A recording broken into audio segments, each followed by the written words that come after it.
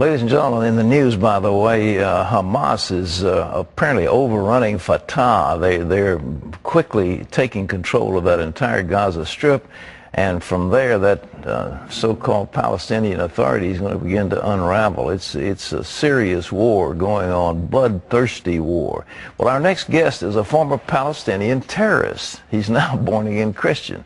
He's written a fascinating new book that is entitled, quote, "Why We Want to Kill You."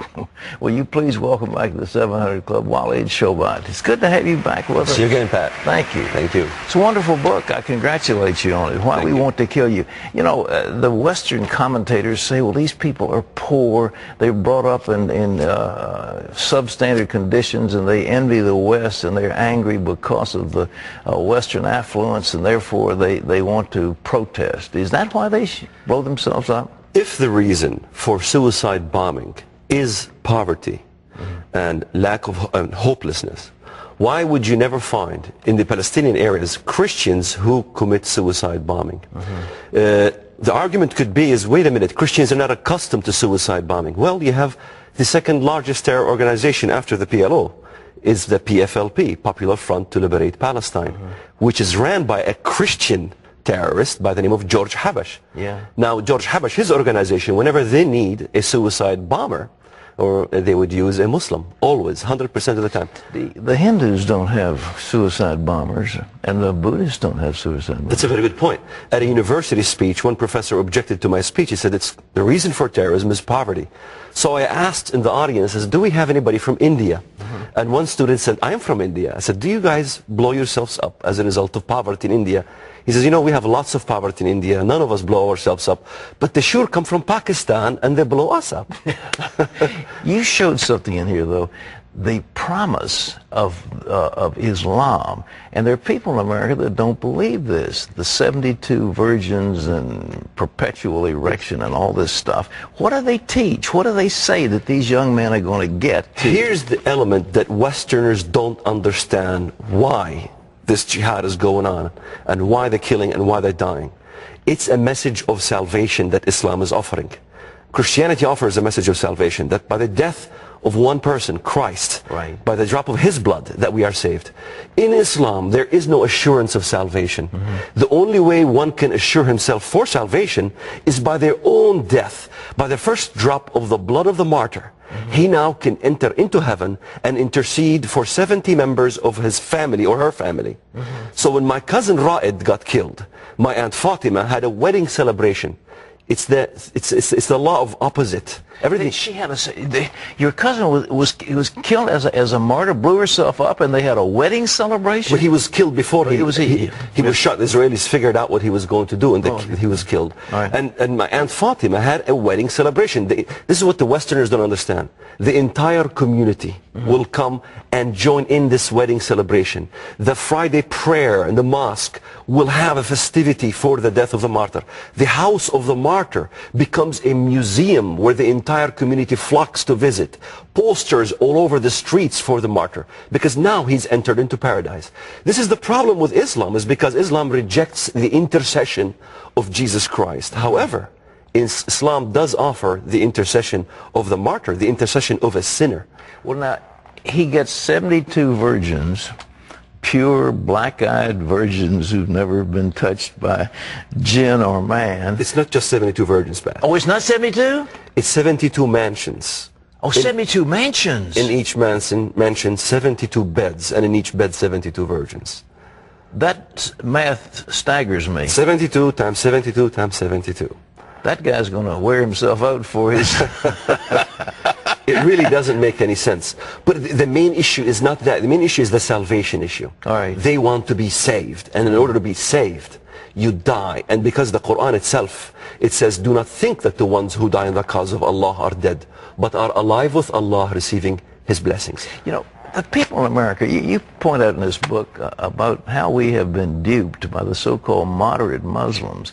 This is fundamental teaching of the Quran and of the Islamic world, isn't it? You're not talking about some aberrant group. Absolutely. I mean, Ja'far al-Tayyar, at the time of Muhammad, okay, relative of the Prophet Muhammad, died in his suicide act as he attacked the enemy.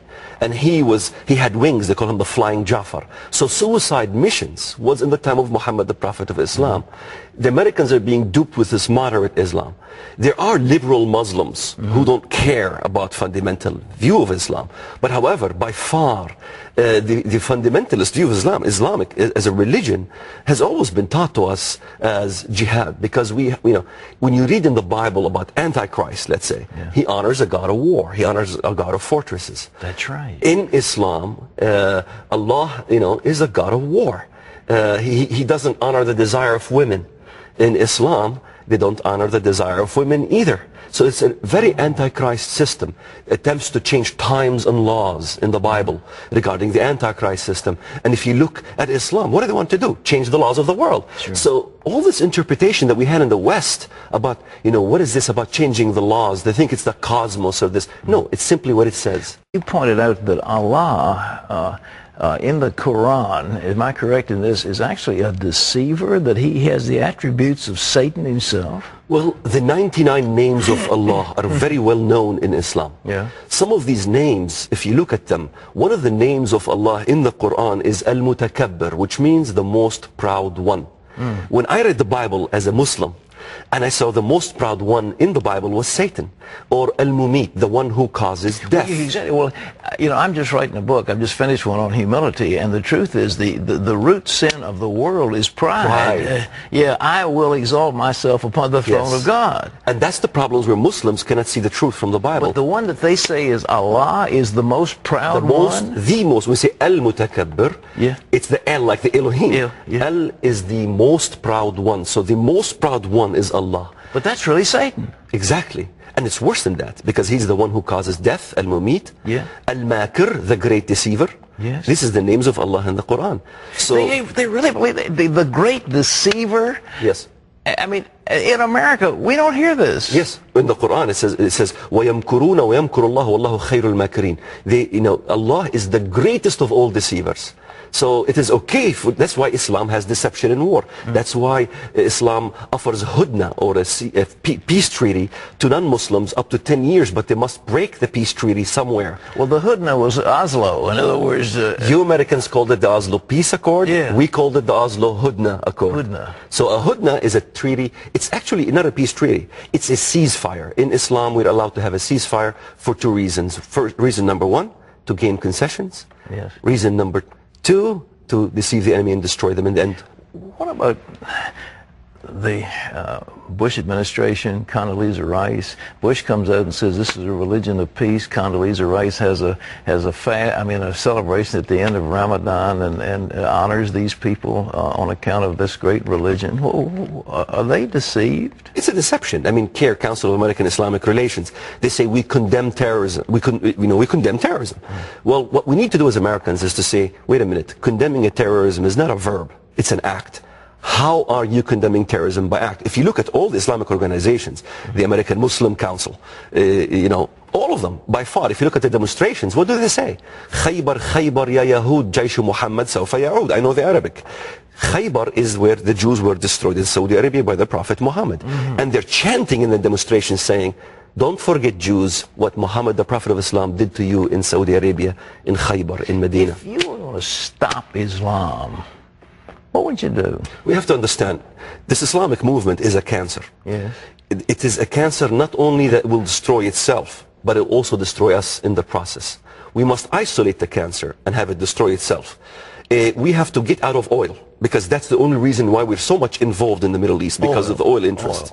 If we get out of oil, because oil is the wine that is causing the intoxication of the nations, and we're selling out on Israel, we're selling out on Christians for the reason of this oil. So if we can get off oil, get into alternate source of energy, I think both Republicans and Democrats should be happy. Both liberals and conservatives should be happy.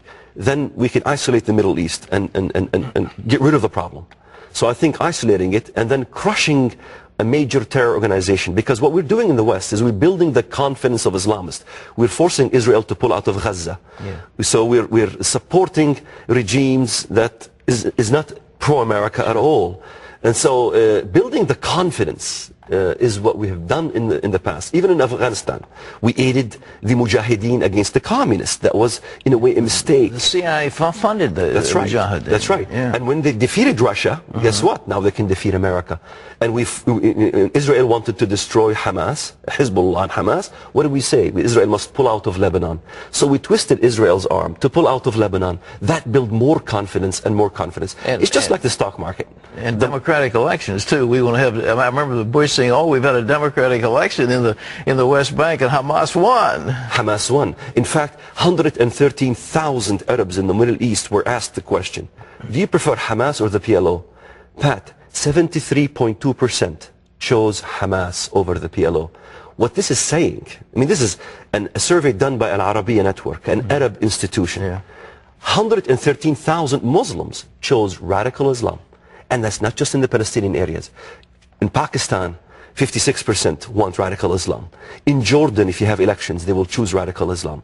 In Egypt, if you have elections, they will choose radical Islam.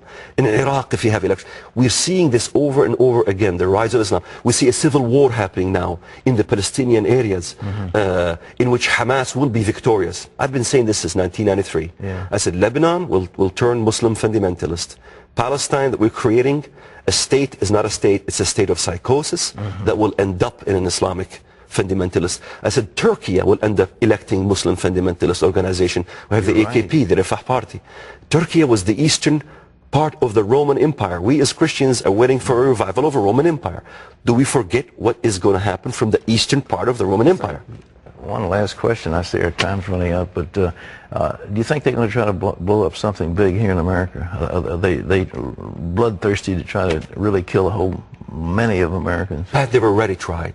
You know, they haven't succeeded. 10 airplanes to blow up, Sears Tower, and lately trains they want to blow up, and all these things, they haven't succeeded. They want to do a grand finale. If you look at every single terror operation that they attempted to do, and they've succeeded in 9/11, is a grand finale to destroy this country. This is why I thank God for your program, that we're telling Americans really what's going on. A grand finale that will cripple the economy of the United States of America, because America is the mama bear, America is the police force that is stopping tyrants in the Middle East. They must destroy and cripple this economy and this country. And I understand there's been a fatwa issued that gives them permission to kill 10 million Americans. Is that right? This fatwa is galore. You know, the fatwa has been going on for years. Islam is simply a religion that was wounded and wants to heal its wound. The Westerners don't understand. The reason they hate us so much, they hate the West so much, is because we have dismantled the caliphate. The caliphate that was in Turkey, in the Ottoman Empire. They want to revive the caliphate. This is the whole call for reviving the caliphate.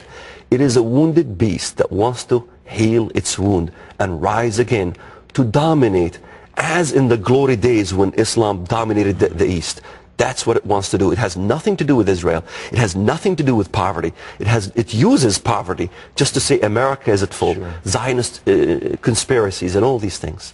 Well, you're fascinating. I know we've got to move on. We've got other guests, but it's why we want to kill you. You ought to read it, folks. Everybody in this audience ought to read this, and I wish the people who made policy in Washington, D.C. would read it. It's available in bookstores everywhere. Why we want to kill you. And Walid, it's a pleasure to have you back with us. I'd love to see you again. God bless you.